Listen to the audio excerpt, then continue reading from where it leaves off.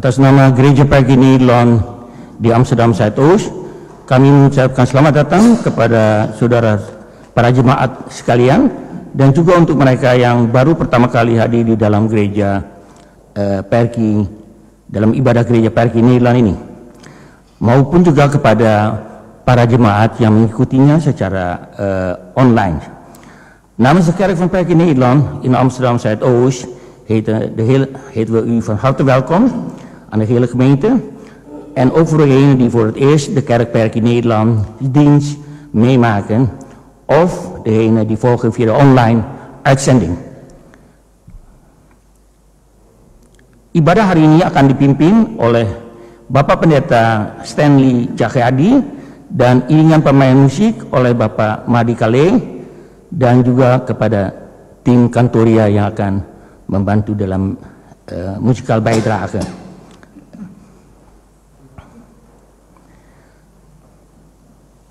Para jemaat, marilah kita beribadah kepada Tuhan Allah kita di tempat ini maupun di rumah masing-masing atas anugerah dan kasih-Nya.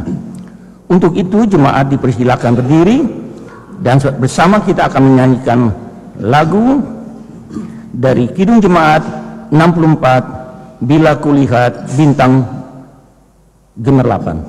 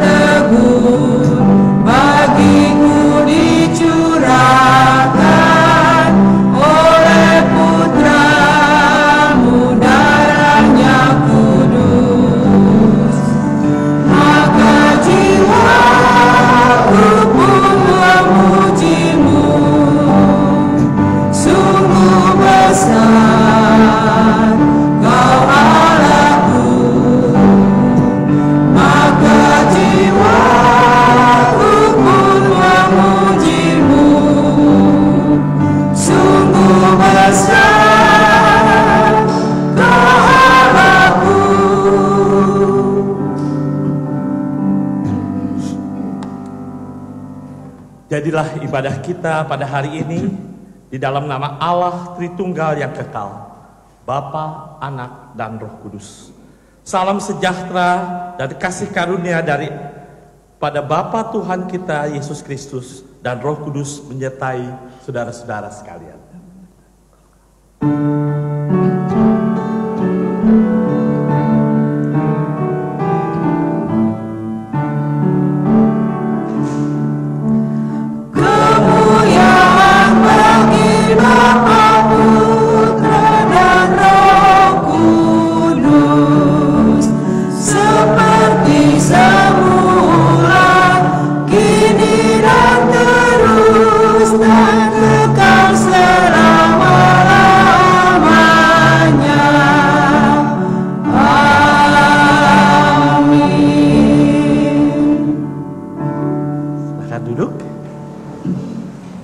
Shalom saudara, selamat pagi. Kita bersyukur masih hidup Iya, kalau udah nggak ada kan gini ya. Nah, saya hanya mengingatkan tema gereja Perki Nederland untuk tahun ini adalah menjadi pengikut Yesus yang berbuah. Mari kita sambut tema ini dengan menyanyikan lagu NKB 17 ayat 1.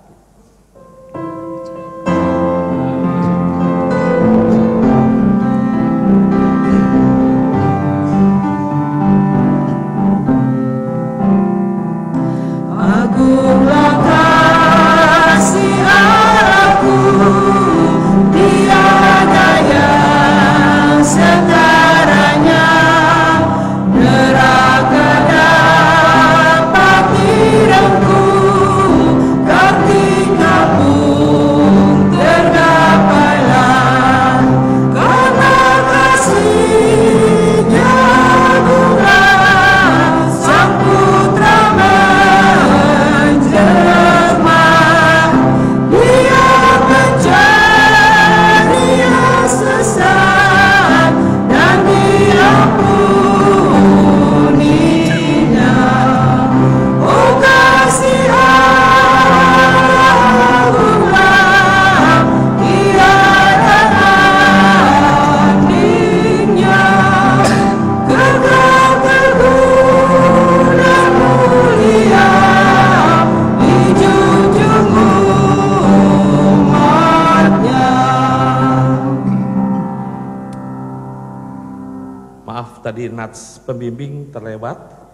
Nats pembimbing terambil dari Yohanes 15 ayat yang kelima. Akulah pokok anggur dan kamulah ranting-rantingnya. Barang siapa tinggal di dalam aku dan aku di dalam dia, dia berbuah banyak. Sebab di luar aku, kamu tidak dapat berbuat apa-apa. Mari saudara, kita datang ke hadirat Tuhan, merendahkan diri untuk mengakui segala dosa kita di hadapan Tuhan. Mari kita bersatu dalam doa. Bapa Surgawi, kami bersyukur dan berterima kasih. Jikalau kami masih ada seperti kami ada, jikalau kami masih bisa bernafas, menikmati akan alam ciptaan Tuhan, ini adalah anugerah Tuhan. Dan kami menyadari bahwa perjalanan hidup yang kami harus jalani ini tidak mudah dan tidak selalu sesuai dengan apa yang kami inginkan. Ada peristiwa yang kami tidak mengerti dan tidak selalu pertanyaan kami ada jawaban. Tapi satu hal yang kami boleh yakini, bahwa kasih setia Tuhan, pemeliharaan Tuhan begitu nyata dalam hidup kami. Kami juga menyadari kekurangan dan keterbatasan kami sebagai pengikut Kristus. Seringkali kami tidak mengikuti jalan dan kehendak Tuhan, tetapi kami lebih mengikuti jalan dan kehendak kami sendiri. Oleh sebab itu ya Tuhan, ampunilah kami. Dan pada saat ini kami anak-anak-Mu ingin datang ke hadirat Tuhan dengan kerendahan hati. Kami mau mengakui segala dosa dan pelanggaran kami yang kami lakukan, baik dengan sengaja maupun tidak sengaja. Mari saudara, kita secara pribadi dan saat hening kita masuk ke hadirat Tuhan untuk mengakui segala dosa dan pelanggaran kita. Kita berdoa.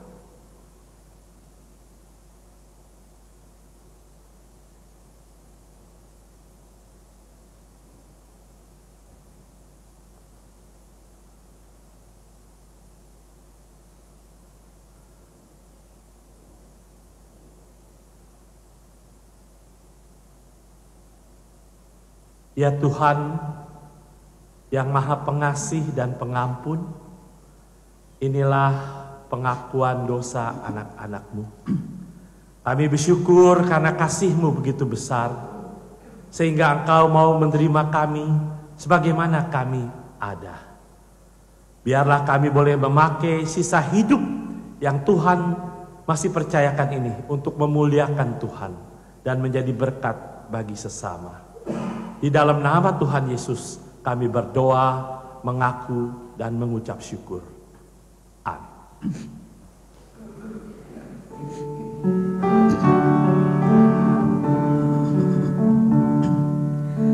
Tuhan kasihani, Kristus kasihani, Tuhan kasihani kami.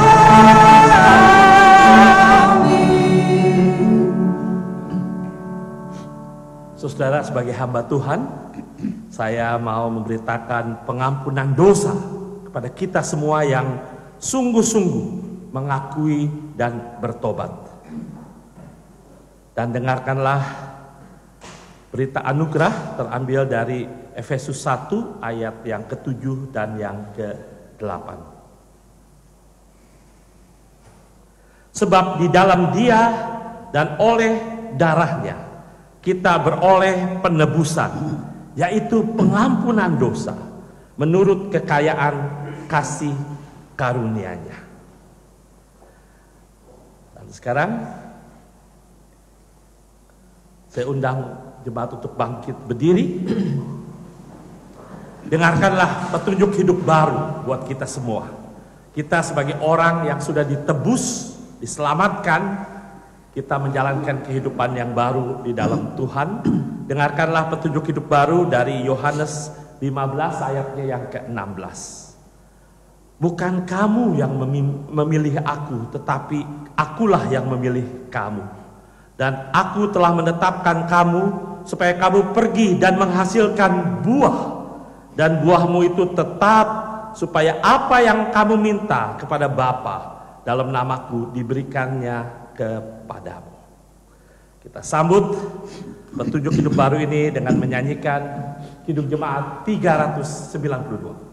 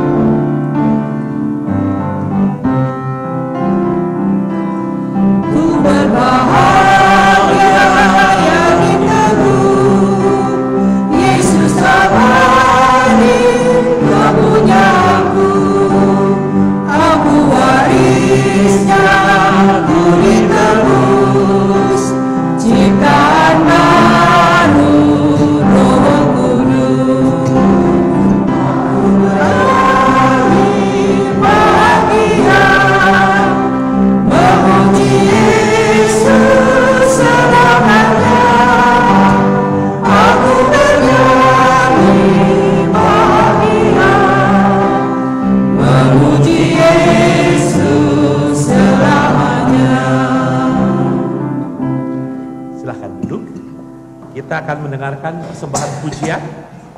Vokal atau paduan suara? Ya, silakan.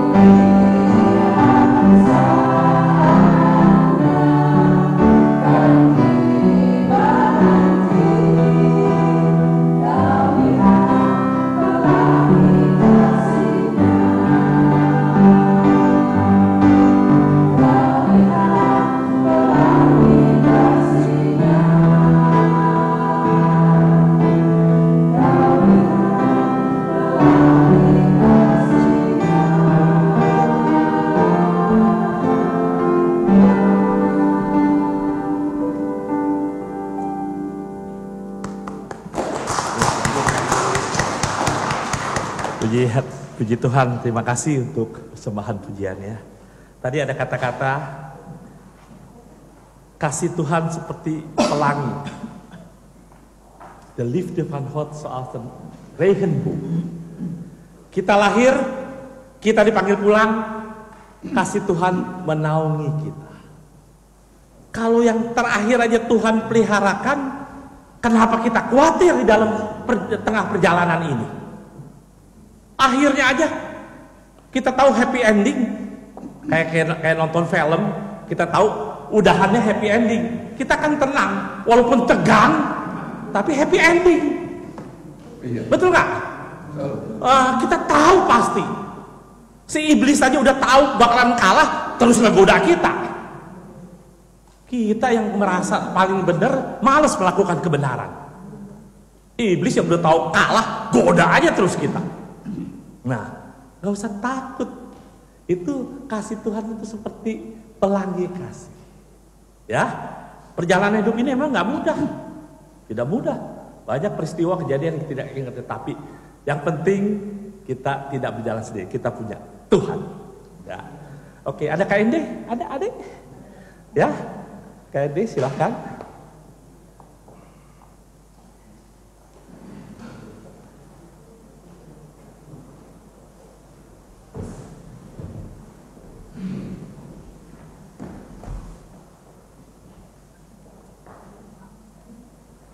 Ya.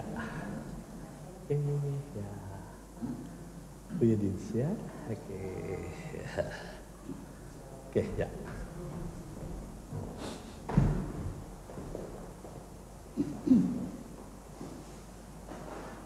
Baik, saudara, sebelum kita akan mendengarkan dan merenungkan firman Tuhan, kita merendahkan diri, kita mohon pimpinan Roh Kudus, kita berdoa. Tiba saatnya kami akan membaca dan merenungkan firman-Mu. Tuhan, di tengah-tengah keadaan dunia saat ini, sungguh kami membutuhkan akan bimbingan-Mu. Biarlah firman-Mu yang akan kami dengar boleh menjadi pedoman di dalam kehidupan kami. Untuk kami berani melangkah, berjalan sesuai dengan kehendak Tuhan. Pakailah hamba-Mu dengan segala kekurangan dan keterbatasan. Begitu juga jemaat-Mu yang akan mendengarkannya. Biarlah firman-Mu ini boleh menjamah setiap kami. Sehingga melalui pemberitaan firman Tuhan, pada pagi hari ini kami boleh dikuatkan, diteguhkan iman percaya kami. Berbicaralah pada kami semua, karena kami anak-anak-Mu siap untuk mendengarkannya. Di dalam nama Tuhan Yesus, firman yang hidup, kami berdoa. Amin. Jemaat Tuhan Yesus, bacaan Alkitab pada pagi hari ini terambil dari Lukas 19 ayat 1 sampai 10 dan berbunyi, Yesus masuk ke kota Yerikho dan berjalan terus melintasi kota itu. Di situ ada seorang bernama Zakheus, kepala penunggu cukai, dan ia seorang yang kaya. Ia berusaha untuk melihat orang apakah Yesus itu, tetapi ia tidak berhasil karena orang banyak sebab badannya pendek. Maka berlarilah ia mendahului orang banyak, lalu memanjat pohon ara untuk melihat Yesus yang akan lewat di situ. Ketika Yesus sampai ke tempat itu, ia melihat ke atas dan berkata, Zakheus, segeralah turun, sebab hari ini aku harus menumpang di rumahmu. Lalu Zakheus segera turun dan menerima Yesus dengan sukacita. Tetapi semua orang yang melihat hal itu bersungut-sungut. Katanya, ia menumpang di rumah orang berdosa. Tetapi Zakheus berdiri dan berkata kepada Tuhan, Tuhan, setengah dari milikku akan kuberikan kepada orang miskin, dan sekiranya ada sesuatu yang kuperas dari seseorang, akan kukembalikan 4 kali lipat. Kata Yesus kepadanya, hari ini telah terjadi keselamatan kepada rumah ini, karena orang ini pun anak Abraham. Sebab anak manusia datang untuk mencari dan menyelamatkan yang hilang. Demikianlah bunyi firman Tuhan. Ya, terima kasih. Kita sambut pembacaan Alkitab tadi dengan menyanyikan NKB nomor 13.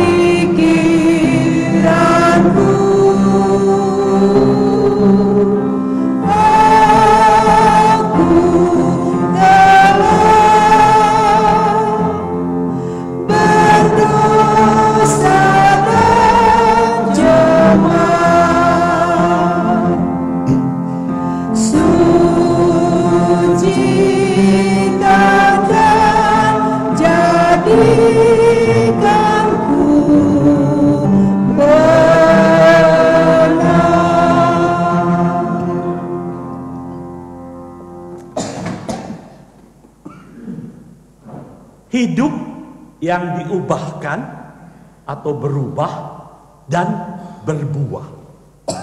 Itulah subtema atau pemenungan untuk khotbah pada pagi hari ini. Nah, dari subtema ini paling tidak ada 3 hal yang kita bisa pelajari dan dalami bersama. Yang pertama adalah kehidupan. Yang kedua adalah perubahan, transformasi. Dan yang ketiga adalah berbuah. Saudara, sebagai pengikut Kristus, kita menghayati bahwa hidup di dunia ini tidak terjadi begitu saja, seperti yang dikatakan oleh beberapa teori dunia, bahwa dunia tiba-tiba terjadi. Tapi buat kita, hidup kita ini ada makna, ada tujuannya, ada ada betekenisnya. Nah, mari coba kita perhatikan beberapa pandangan Kristiani mengenai kehidupan ini. Nah, saudara, hidup di dunia ini ada yang mengatakan bagaikan sebuah perjalanan. Jadi ada titik awalnya, ya, atau titik berangkat, starting point-nya, yaitu ketika kita lahir. Dan ada pula titik akhir dari perjalanan hidup kita, yaitu ketika kita dipanggil pulang ke rumah Bapa. Nah, karena itu saudara, pilihan hidup di dunia ini sangat penting. Kenapa? Karena kita hidup hanya satu kali, dan pilihan itu akan menentukan ke arah mana akhir hidup kita, menuju kepada keselamatan kekal atau kepada kebinasaan kekal. Oleh sebab itu kita perlu berhati-hati untuk memilih hidup kita di dunia yang hanya satu kali ini, supaya kita tidak tersesat karena memilih jalan yang salah. Nah, pertanyaannya adalah dari sudut pandang mana kita coba melihat dan memahami titik awal, starting point hidup ini. Dari sudut pandang manusia atau dari sudut pandang Allah. Ini berbeda, saudara. Kalau dari sudut pandang manusia, kita mau ini, kita mau itu, kita mau ini, nanti begini, begitu. Tapi kalau dari sudut pandang Allah, kita bisa hidup aja udah bersyukur. Ini yang kita seringkali tidak menyadari. Nah, oleh sebab itu penting sekali lagi, saudara, untuk kita melihat dari sudut pandang mana pemahaman hidup kita ini berasal. Ini akan menentukan arah hidup kita. Dan sebagai pengikut Kristus, kita menyadari bahwa titik awal, starting point hidup kita itu adalah berasal dari Allah. Allah lah sang pencipta, kita adalah ciptaannya. Nah, kalau kita meyakini hal ini, maka ada beberapa hal yang kita bisa pelajari. Pertama, seperti kita menjadi hidup ini adalah anugerah. Saudara, anugerah artinya apa sih? Sesuatu yang sebetulnya tidak layak kita terima, tapi toh diberikan. Itulah anugerah. Hidup ini adalah anugerah. Apalagi untuk saya pribadi, saudara, ini menurut cerita ibu saya, Menmuder. Ya, saya mana tahu masih ada di dalam kandungannya. Katanya waktu saya di dalam kandungan ibu saya hampir saja keguguran, miskram. Tapi bersyukur optait dibawa ke Sinseh lah. Karena kenapa? Mau miskram karena peranakannya itu suak, lemah. Jadi katanya ibu saya pernah sebelum saya dalam kandungannya, dia juga pernah hamil tapi keguguran. Jadi sudah bayangkan kalau saya pada waktu itu keguguran, kita nggak ketemu, betul nggak? Sekarang saya udah berusia 64 tahun, bonusnya sudah banyak. Kayak itu bersyukur. Buat saya hidup kita itu adalah anugerah. Ya, sekali lagi buat kita, karena kenapa anugerah? Tuhan yang menciptakan, kita adalah ciptaannya.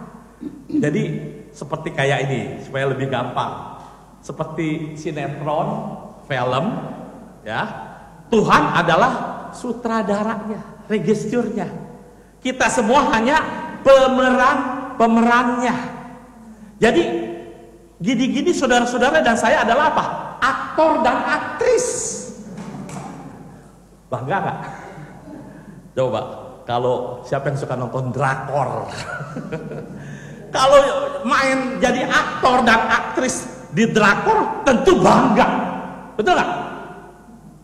Nah, kita ini bukan aktor aktrisnya drakor, tapi apa? Drakris, drama Kristus. Lebih hebat lagi. Nah, jangan lupa itu ya. Jadi saudara,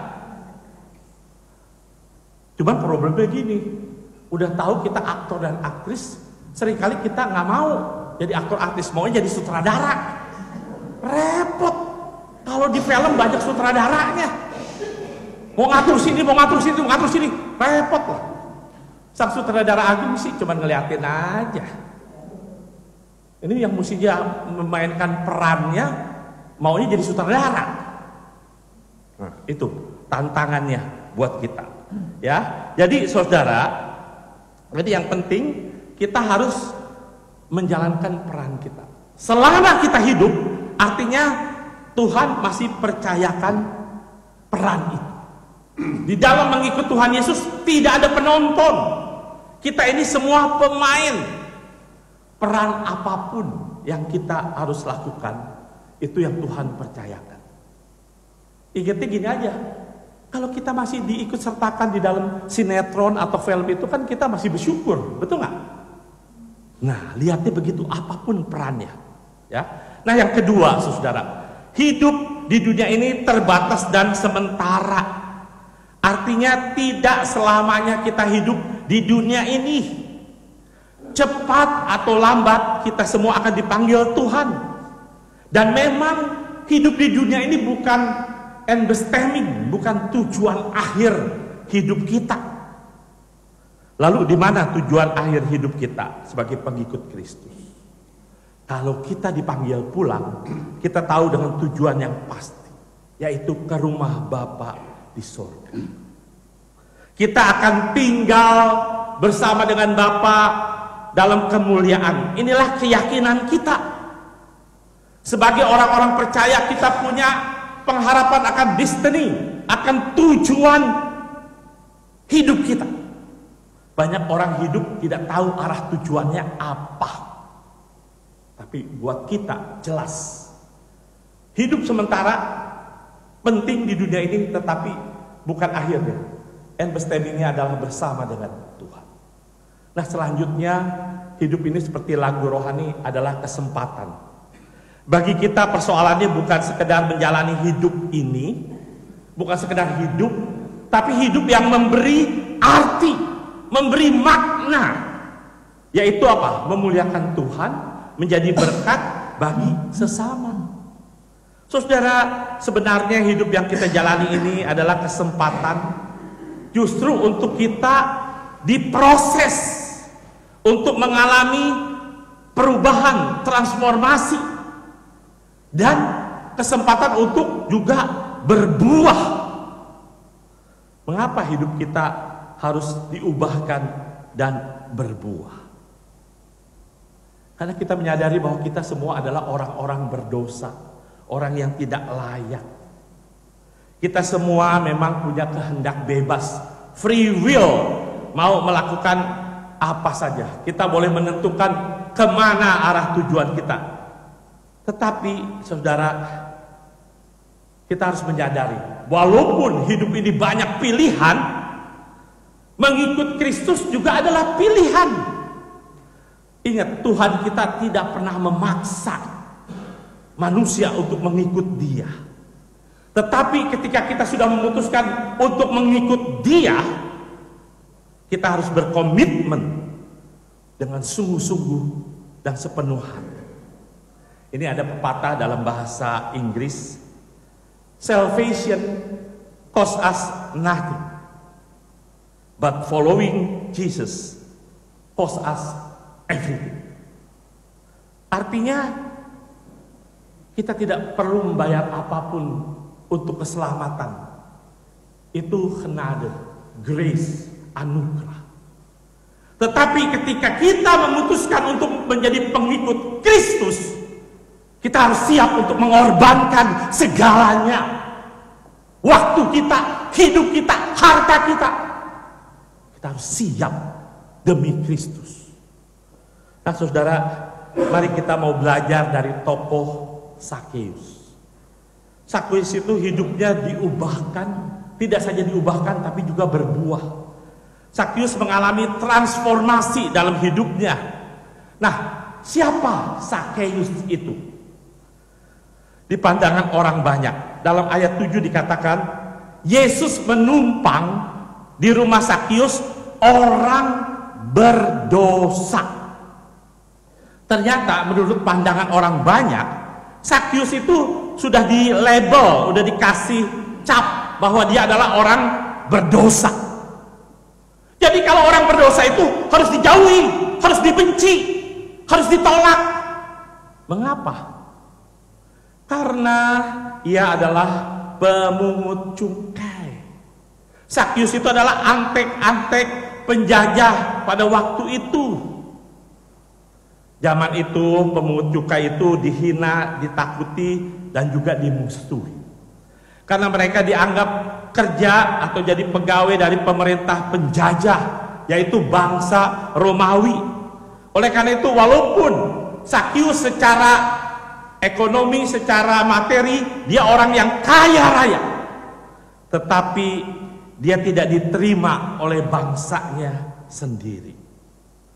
Bahkan para pemungut cukai pada waktu itu disamakan dengan perampok, dengan pendosa, karena mereka menipu dan memeras uang rakyat.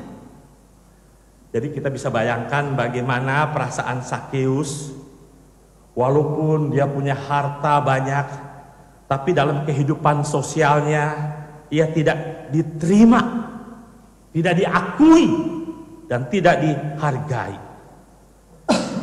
Pasti kesepian, lonely, ensam. Di Belanda tidak sedikit orang yang merasa kesepian, ensam. Apalagi kalau sudah lanjut usia, hidup sendiri. Makanya di Belanda kan udah ada survei, binatang peliharaan, kucing, anjing, itu kadang lebih dihargai daripada manusia. Binatang piaraan ini sudah dianggap seperti manusia. Bahkan kita tahu di Belanda barangkali satu-satunya di dunia ada partai politik, namanya Partai voor de Dieren.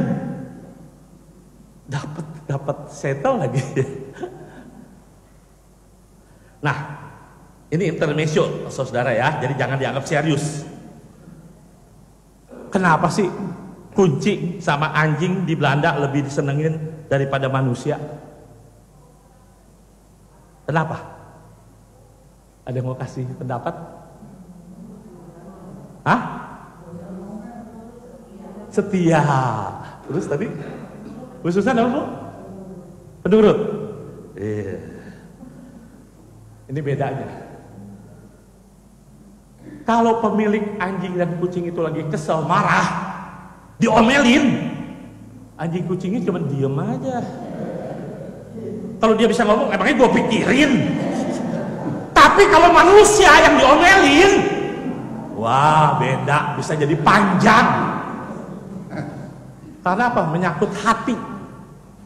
Hati yang terluka, hati yang disakiti, itu bisa berubah.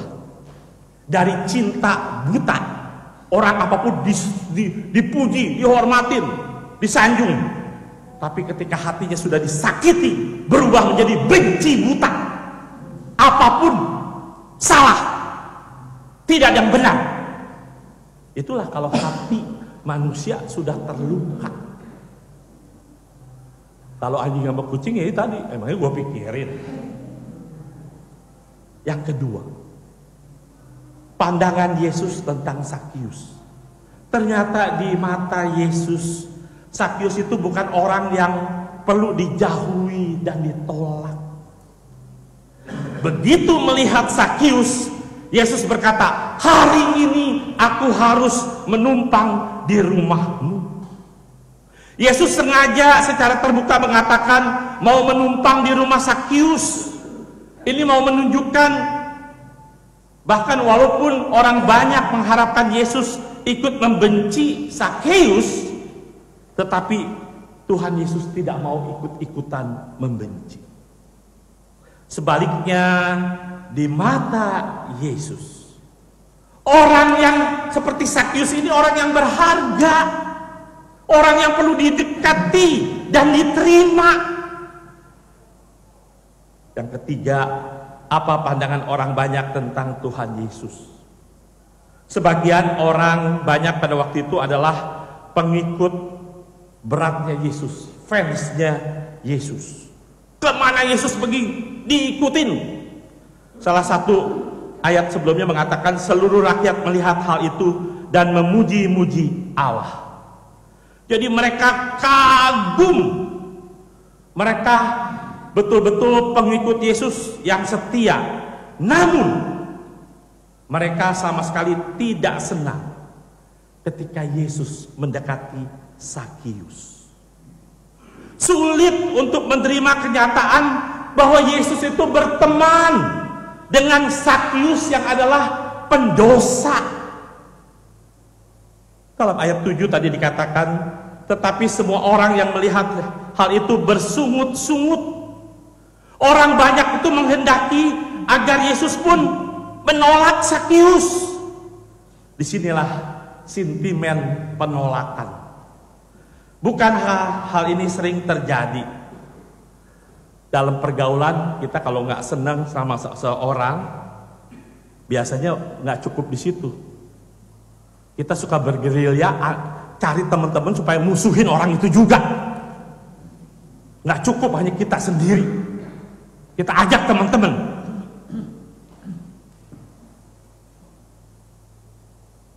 Dan kalau kita sudah tidak senang terhadap seseorang, perbuatan baik apapun dianggap atau dinilai salah. Nah, kisah tentang Sakeus itu adalah kisah penolakan. Kisah ini bisa terjadi kepada saudara-saudara dan saya dimanapun. Apapun bentuk penolakan itu selalu menyakitkan hati. Apalagi kalau orang yang kita kagumi, orang yang selama ini kita sayangi, kita kasihi, pindah ke lain hati. Aduh. Apalagi pindah ke saingan kita. Sungguh ironis. Insan manusia mendambakan untuk diterima, diakui. dirangkul. Tapi yang sering terjadi adalah apa? Penolakan. Sekali lagi, kebutuhan manusia yang mendasar, kebutuhan manusia yang paling utama adalah diterima, diakui, dihargai. Itulah sebabnya ketika orang banyak menolak Sakeus, Tuhan Yesus tidak ikut-ikutan menolak. Kita dapat belajar di sini, ketika orang lain, ketika lingkungan di sekitar kita tidak berespon benar, seperti Yesus, kita tetap terpanggil untuk berespon benar. Yesus berespon benar. Dia mendekati Sakeus, dia menerimanya, mau makan di rumahnya. Inilah bentuk penerimaan dari Yesus. Sikap penerimaan dan pengakuan Yesus ini ternyata membuka pintu harapan dan kehidupan baru bagi orang yang dituduh bersalah seperti Sakeus. Akibat pertemuan dan penerimaan Yesus, Sakeus yang hidupnya dianggap merugikan orang lain, terasing dari masyarakat, ternyata dia diterima dan berharga di mata Yesus. Dia diterima apa adanya. Bagi Yesus setiap orang, termasuk orang seperti Sakeus, itu penting, berharga. Saudara-saudara dan saya berharga di hadapan Tuhan. Kita bisa bayangkan bagaimana perasaan Sakeus ketika mendengar ajakan dan penerimaan Yesus. Dalam ayat yang ke-6 dikatakan, lalu Sakeus segera turun dan menerima Yesus dengan sukacita. Dia mengalami apa yang dia tidak duga, apa yang dia tidak harapkan sebelumnya. Keberadaannya sebagai manusia dipulihkan kembali oleh Yesus. Dia tidak lagi menjadi orang asing. Dan apa yang terjadi selanjutnya? Hidup Sakeus berubah dan berbuah. Dalam kegembiraannya, Sakeus langsung berdiri dan berkata, Tuhan, setengah dari milikku akan kuberikan kepada orang miskin. Dan sekiranya ada sesuatu yang kuperas dari seseorang akan kukembalikan 4 kali lipat. Kita lihat di sini bahwa tujuan hidup Sakeus berubah. Dari hidupnya tadinya bergantung kepada materi, kekayaan, tetapi sekarang ketika dia menemukan Yesus dalam hidupnya, dia berubah. Dari mengandalkan materi yang tidak kekal, berubah mengandalkan harta rohani yang kekal, yaitu apa? Relasi dengan Tuhan. Relasi dengan Tuhan jauh lebih berharga dari harta materi yang bisa lenyap dalam sekejap. Saudara, yang saya mau katakan di sini bukan berarti kita tidak perlu atau mengatakan materi itu tidak penting, bukan. Materi atau kekayaan itu hanya salah satu harta yang Tuhan percayakan kepada kita. Tapi sebetulnya Tuhan juga mengaruniakan kekayaan yang lain. Coba sebutkan, apa kekayaan lain yang Tuhan berikan kepada kita? Teman-teman, kesehatan, keluarga, kebajikan. Kalau kita bisa bersyukur dan kita ada sukacita, itu juga pemberian kebajikan dari Tuhan. Dan yang paling penting adalah harta rohani, hubungan kita dengan Tuhan yang sangat berharga dan yang kekal. Nah, saudara, apa yang dilakukan Sakeus pada waktu itu? Dia dengan rela memberi dan membayar kembali. Ia tidak berhenti hanya pelaksanaan hukum yang berlaku, yaitu bayar ganti rugi. Tapi dia juga berjanji mau menyerahkan separuh dari hartanya kepada orang miskin. Kita lihat di sini, tidak saja hidup Sakeus berubah, tapi juga berbuah. Apa artinya hidup yang berbuah? Hidup yang menjadi berkat bagi orang lain. Percuma kalau kayak pohon pohonnya rindang, daunnya banyak, tapi nggak ada buahnya. Lebih baik pohonnya kecil, daunnya jarang, tapi ada buahnya. Betul nggak? Kita bisa nikmati. Nah, saudara, salah satu moto hidup yang saya coba praktekkan dalam bahasa Inggrisnya begini: what happened to me is not that important. What happened through me, that is more important. Apa yang terjadi kepada saya mau dipuji, mau dikatakan hebat, atau sebaliknya dikritik, dihina, tidak jadi masalah. Fokusnya bukan pada diri saya, tapi apa dampak hidup saya untuk orang lain. Itu jauh lebih berharga. Nah, ini. What happened to me that is not so important, but what happened through me is more important. Jadi kalau kita punya moto hidup ini, fokus tujuan hidup ini bukan kepada diri kita, ya, tetapi kepada orang lain. Oleh sebab itu kita harus berbuah, menjadi berkat bagi orang lain. Kalau kita pohon buah tidak berbuah, percuma walaupun rindang banyak daunnya, tapi buahnya tidak ada. Seseorang bisa mempunyai harta materi, banyak, punya posisi tinggi, tapi hidupnya tidak berdampak untuk orang lain. Tapi sebaliknya, ada orang yang sederhana, tapi hidupnya justru menjadi berkat, berdampak bagi orang lain. Itulah hidup yang berbuah. Nah, apa yang dilakukan oleh Sakyus dengan rela memberikan setengah dan kepada orang miskin itu adalah sesuatu yang baru. Belum pernah terjadi hal seperti ini di dalam perjanjian lama. Jadi penulis Injil Lukas ingin memberikan suatu model atau gaya hidup yang baru. Hidup bukan sekadar pemenuhan atau tuntutan hukum, tapi hidup yang berdasarkan kasih. Hidup berbuah adalah hidup di dalam kasih Allah.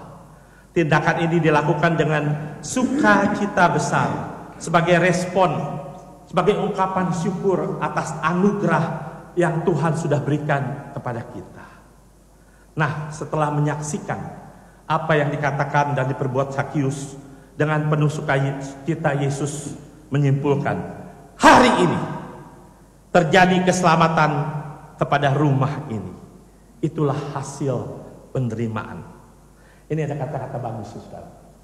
Jika penolakan menyingkirkan orang dan melukai hati, maka penerimaan justru merangkul dan memulihkan luka hati. Bagus kan? Inilah. Tapi prakteknya gak gampang.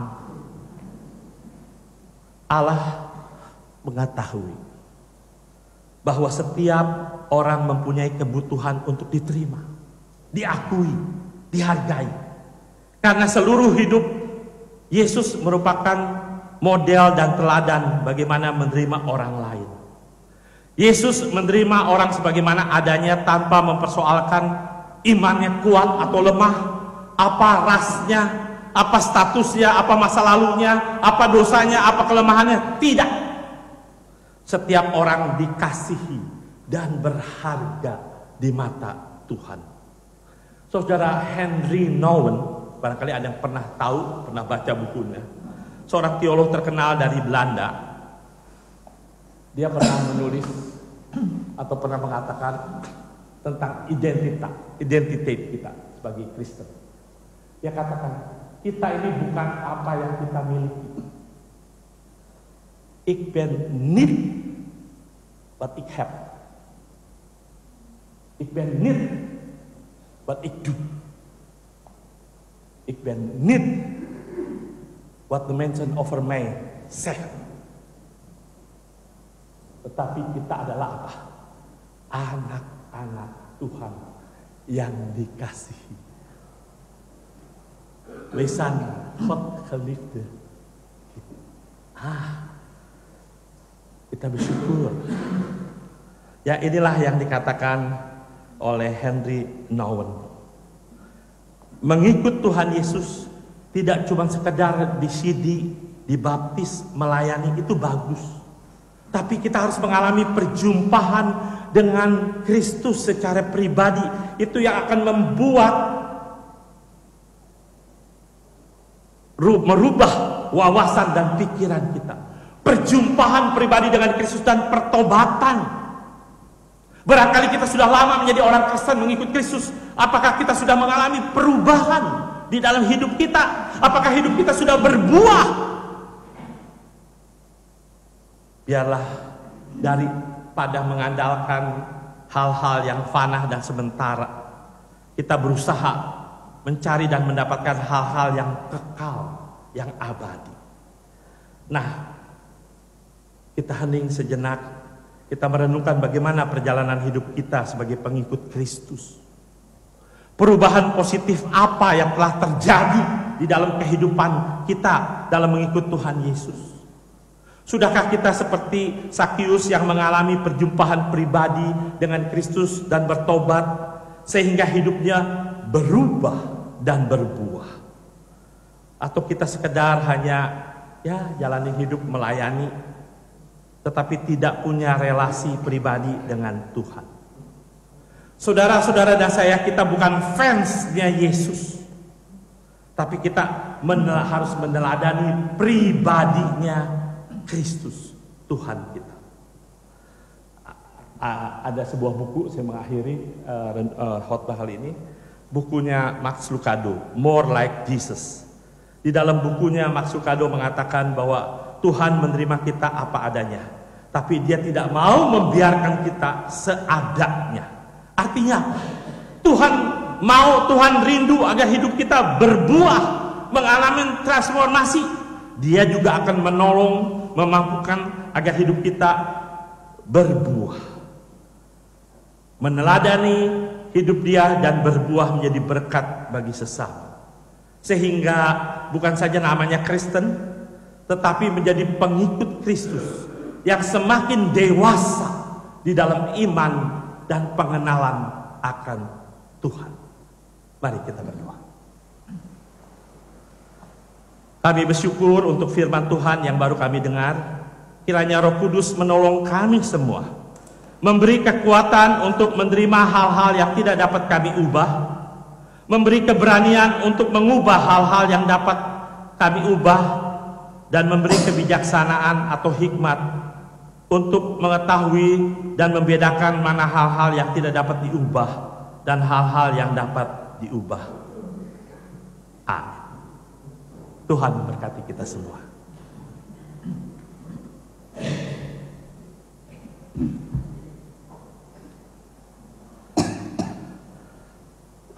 Untuk menyambut firman Tuhan ini, mari kita menyanyikan NKB 211.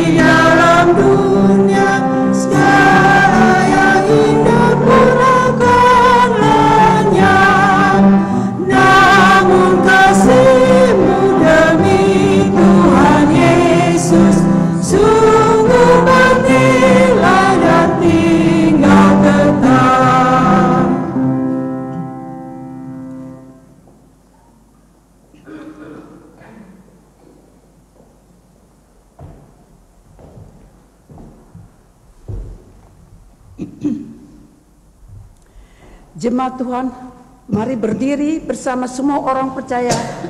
Di segala waktu dan tempat kita mengaku iman dengan hati dan mulut masing-masing.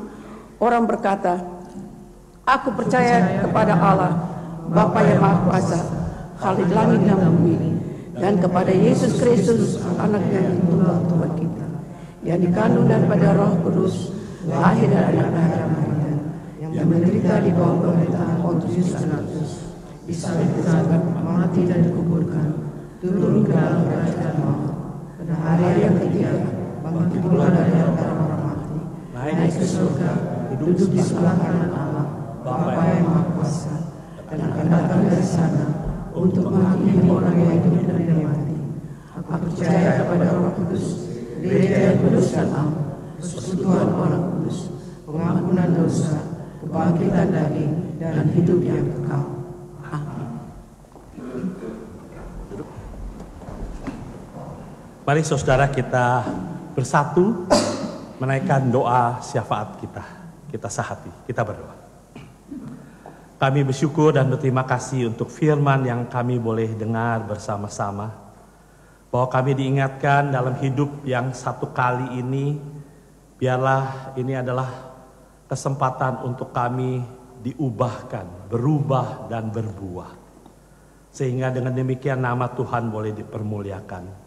Kami berdoa untuk gerejamu di mana tempat, begitu juga dengan hamba-hamba Tuhan di seluruh muka bumi ini. Biarlah mereka menyadari bahwa mereka sedang melakukan misi Allah bagi dunia ini. Bahwa setiap kami punya peran, kami adalah aktor dan aktris, dan Kristuslah sutradara kehidupan ini. Kami juga berdoa untuk pemerintah bangsa di dunia ini, khususnya bangsa Indonesia dan Belanda. Kiranya Tuhan tolong, biarlah melalui para pemimpin bangsa kami boleh merasakan damai sejahtera, merasakan keadilan kebenaran, dan juga dapat menjalani peran kami masing-masing. Kami juga berdoa untuk pergumulan dunia ini, peperangan masih terjadi, baik di Rusia, di Ukraina. Kami juga mendengar ketegangan antara Israel dan Iran. Kami juga menyadari masih banyak kekerasan, ketidakadilan, bencana alam. Inilah realita kami hidup di dunia yang tidak ideal ini. Tapi kami boleh diingatkan, kami punya Tuhan yang mengasihi kami. Kasih Tuhan seperti pelangi yang menaungi kehidupan kami. Kami juga berdoa untuk mereka yang tertindas ataupun menderita karena iman mereka kepada Tuhan. Kuatkan, teguhkan. Begitu juga untuk kami yang tinggal di negeri Belanda ini. Biarlah kami juga semakin giat lagi untuk membagikan kasih Tuhan, untuk memperkenalkan Kristus di dalam kehidupan kami. Kami berdoa untuk para yatim piatu, para janda, duda. Tuhan memberkati, Tuhan mencukupi kebutuhan mereka. Kami juga berdoa untuk jemaatmu yang sedang bergumul di dalam sakit penyakit dan dalam masa pemulihan. Kami berdoa untuk Ibu Giok Mohtar, Ibu Ade Marpaung, Ibu Paula Beyer, Ibu Sinta Sutisna, Ibu dan Bapak Pardede, Bapak Liam, Bapak Will Mostad, Bapak Adrian Sumampau, Bapak Otto Ruf, dan saudara kami lainnya yang tidak kami sebutkan namanya yang sedang berjuang dengan sakit penyakit. Kami juga bersyukur untuk mereka yang berulang tahun di minggu ini. Biarlah mereka ada dalam pemeliharaan Tuhan. Kami juga berdoa untuk Majelis Sinode Gereja Perki Nederland. Kami berdoa untuk Ketua Sinode Ibu Pendeta Ida Patinama dan keluarga. Tuhan memberkati, Tuhan pakai pelayanan beliau. Kami juga berdoa untuk majelis dan pengurus Gereja Perki Nederland, baik yang ada di Almere, Arnhem, Amsterdam, Zuidoost, Voorburg, dan Zwolle. Biarlah Tuhan memberkati jemaatmu ini, agar mereka sungguh-sungguh menjalankan tugas pelayanan yang Tuhan percayakan. Saat ini juga kami ingin berdoa untuk Ibu Rosana Stratman yang akan dioperasi. Tuhan tolong, Tuhan hadir dalam operasi ini. Tuhan beri hikmat akal budi kepada dokter, perawat yang melakukannya. Begitu juga untuk Ibu Rosana ini. Tuhan beri ketenangan, Tuhan beri penyerahan. Terima kasih ya Bapak. Kami juga mau menyerahkan kami yang hadir pada saat ini dengan pergumulan kami masing-masing. Kami serahkan hidup kami 1 minggu ke depan ke dalam tangan Tuhan. Pakailah hidup kami, supaya hidup kami berubah dan berbuah. Di dalam nama Tuhan Yesus yang sudah mengajar kami berdoa. Bapa kami yang di surga, dikuduskanlah namamu, datanglah kerajaan-mu, jadilah kehendak-mu di bumi seperti di surga. Berikanlah kami pada hari ini makanan kami yang secukupnya, dan ampunilah kami akan segala kesalahan kami, seperti kami juga mengampuni orang yang bersalah kepada kami. Dan janganlah membawa kami ke dalam pencobaan, tapi lepaskanlah kami daripada yang jahat. Karena Engkaulah yang mempunyai kerajaan dan kuasa dan kemuliaan sampai selama-lamanya. Amin.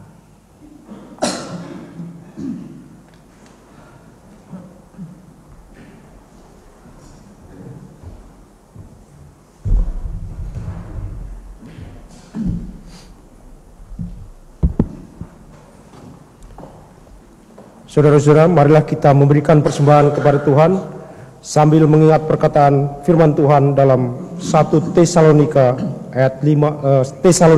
ayat 18. Mengucap syukurlah dalam segala hal, sebab itulah yang dikehendaki Allah di dalam Kristus Yesus bagi kamu. Sambil kantong persembahan diedarkan, kita akan menyanyi dari NKB 126 ayat 1 dan ayat 2.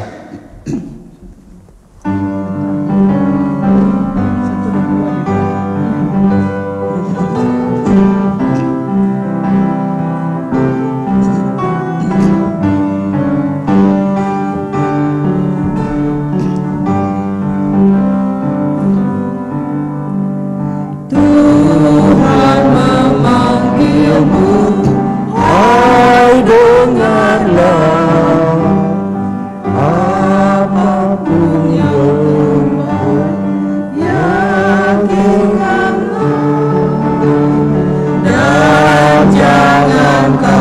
Kejar hormat semu, muliakan saja Yesus Tuhanmu.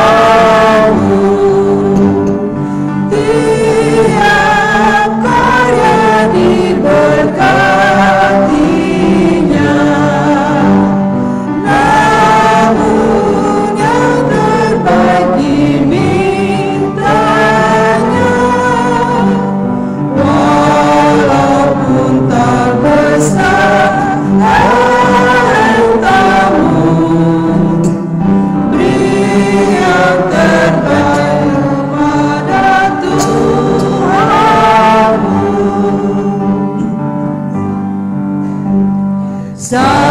Sanjungan dunia jauhkanlah, dan jangan kau dengar godaannya.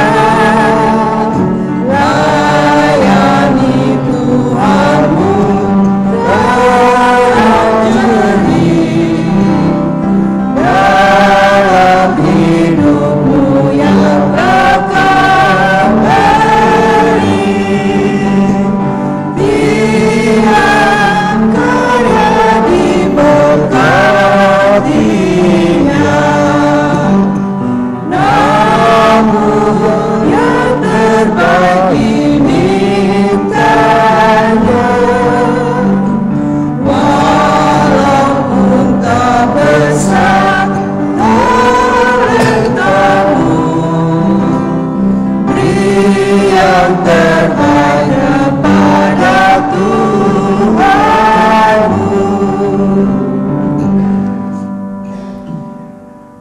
Mari kita doakan persembahan yang telah kita berikan pada hari ini. Tuhan Allah yang bertata dalam kerajaan surga, terima kasih, puji dan syukur kami haturkan kehadirat-Mu. Terima kasih Engkau telah mengumpulkan kami di rumah ini. Tuhan, berkati persembahan yang telah kami berikan untuk memuliakan kerajaan-Mu, menyebarkan berita-Mu. Tuhan, terima kasih Engkau telah memberikan kesempatan kepada kami mendengarkan firman-Mu melalui Bapak Pendeta Stanley Cahyadi. Tuhan, kami percaya, kami yakin bahwa apa yang keluar dari beliau adalah perkataanmu. Tuhan, terima kasih. Berkati kami supaya kami selalu bisa mendalami, mempraktikkan apa yang telah kami dapatkan pada hari ini untuk kehidupan kami sehari-hari, menjadi berkat buat semua. Tuhan, terima kasih sekali lagi. Sempurnakan persembahan yang telah kami berikan ini. Di dalam nama anak-Mu Tuhan kami Yesus Kristus, kami berdoa dan mengucap syukur. Amin.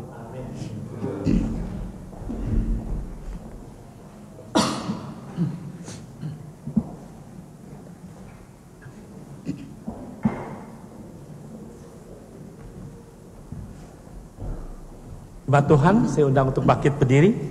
Mari kita akhiri ibadah minggu ini dengan menyanyikan lagu penutup Kidung Jemaat 424.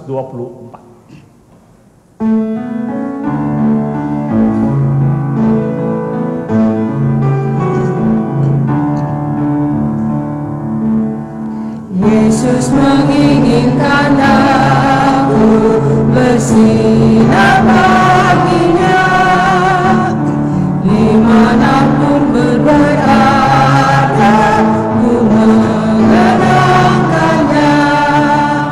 Bersinar, bersinar, itulah kehendak Yesus. Bersinar, bersinar, aku bersinar terus.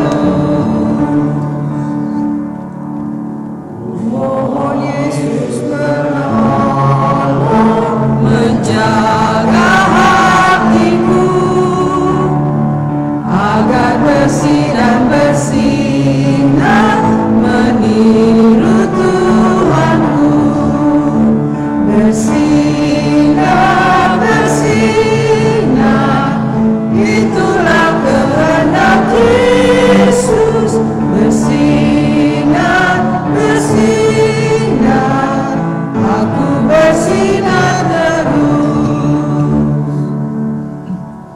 Kasih adik.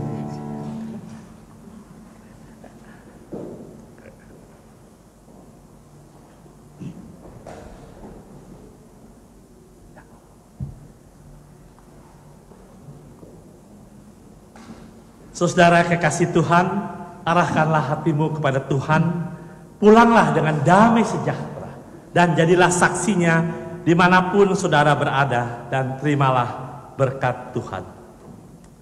Tuhan memberkati engkau dan melindungi engkau. Tuhan menyinari engkau dengan wajahnya dan memberi engkau kasih karunia. Tuhan menghadapkan wajahnya kepadamu dan memberi engkau damai sejahtera.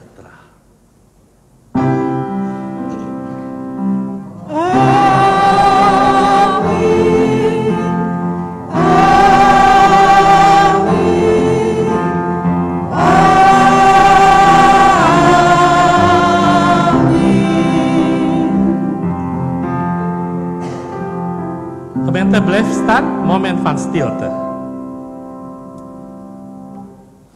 Amin.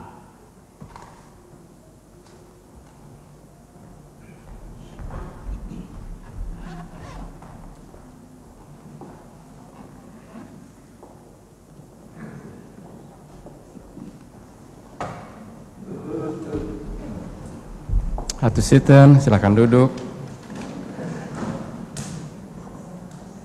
Pengumuman hari ini hari Minggu tanggal 14 April. Pertama-tama atas nama Badan Pengurus Majelis dan Jemaat Gereja Perkenidlan di Amsterdam Zuidoost, kami mengucap syukur dan terima kasih pada Bapak Stanley Cahyadi yang telah memimpin ibadah pada hari ini. Tuhan berkati. Juga kepada pengiring piano Bapak Marlikale dan pro kantor, ibu-ibu, serta pujian vokal grup dari Sandra, Edith, dan Siska. Terima kasih, Tuhan berkati. Minggu depan, tanggal 21 April, kita tetap akan mengadakan kebaktian di sini dan akan dipimpin oleh Ibu Francis Makatipu Kambai. Seperti biasa, kebaktian akan dimulai pukul 9.30 pagi di gedung ini, The New Start. Ada pengumuman lain yang berikutnya bahwa dengan Gereja Perkenedilan mengadakan kerjasama dengan Program Biru Amsterdam Zuidoost, yaitu PBAZO, dan kita akan mengkoordinir evenement Indonesia Maltese for buurtbewoners. Acara ini akan diadakan setiap hari Senin, dimulai tanggal 15 besok dari jam 5 sore sampai jam 19.30, dan akan diadakan di Buurthuis Gein dengan alamat Wisseloord 83 Amsterdam Zuidoost. Jika Anda ada waktu, kami harapkan kedatangan semuanya. Dan berikutnya tidak ada di Beamer, tapi ada pengumuman bahwa pada hari ini akan ditahbiskan majelis dan badan pengurus dari GPN di Almere, dan minggu depan akan ditahbiskan majelis dan fungsionaris dari GPN di Zwolle. Demikian warta pada hari ini. Selamat hari Minggu, Tuhan Yesus memberkati.